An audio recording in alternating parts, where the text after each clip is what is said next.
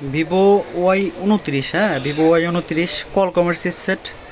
তো এটার বেচবেন আননোন।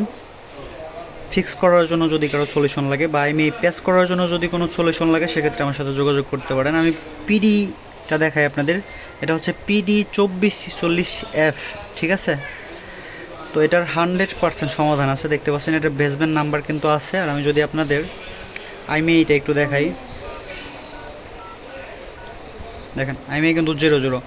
IMEI 00 কেন? ফোনটা আপনার এই অরিজিনাল ব্যাকআপ ছাড়া আপনার original IMEI restore obviously impossible, ঠিক আছে। তো এই বিষয়টা মাথায় রাখবেন অবশ্যই।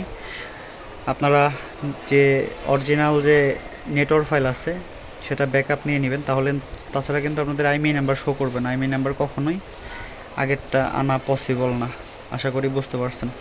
তো যদি কারো ফাইল লাগে আমার সাথে যোগাযোগ করতে পারেন। আর অবশ্যই কিন্তু এই কাজটা করার জন্য আপনাদের যেটা লাগবে সেটা হলো যেটা বক্স থাকলেও হবে, আর না হলে আপনাদেরই লাগবে যেটা হলো এই F64 বক্স লাগবে, ঠিক আছে। এই দুইটা থাকলে আপনারা কাজটা করতে পারবেন।